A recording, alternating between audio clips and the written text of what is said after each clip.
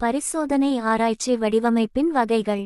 பரிசோதனை ஆராய்ச்சி வடிவமைப்பில் பல வகைகள் உள்ளன.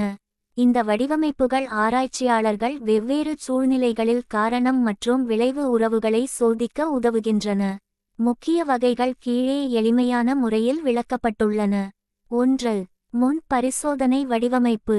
பரிசோதனைக்கு முந்தைய வடிவமைப்பு என்பது மாறிகள் மீது சிறிதளவு அல்லது கட்டுப்பாடு இல்லாத மற்றும் பொதுவாக சரியான கட்டுப்பாட்டு குழு இல்லாத சோதனை ஆராய்ச்சியின் எளிமையான வடிவமாகும். அம்சங்கள்: சிறிய அளவிலான ஆய்வு, வரையறுக்கப்பட்ட கட்டுப்பாடு, பூர்வாங்க ஆராய்ச்சிக்கு பயன்படுத்தப்படுகிறது, ஆராய்ச்சியாளர்கள் ஆரம்ப யோசனைகளை பெற உதவுகிறது.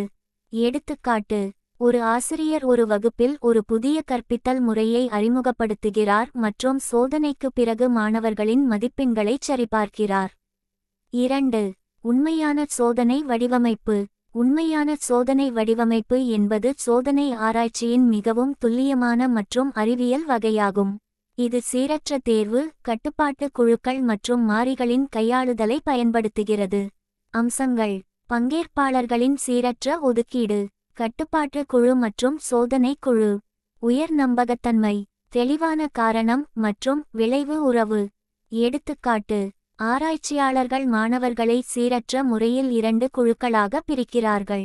ஒரு குழு ஒரு புதிய கற்றல் முறையை பயன்படுத்துகிறது, மற்றொன்று பாரம்பரிய முறையை பயன்படுத்துகிறது. 3. அரை பரிசோதனை வடிவமைப்பு.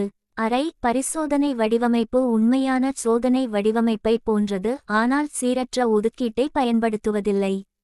அம்சங்கள்: சீரற்ற தேர்வு இல்லை, ஏற்கனவே உள்ள குழுக்களை பயன்படுத்துகிறது, மிதமான அளவிலான கட்டுப்பாடு, சமூக அறிவியல் மற்றும் கல்வி ஆராய்ச்சியில் பொதுவானது.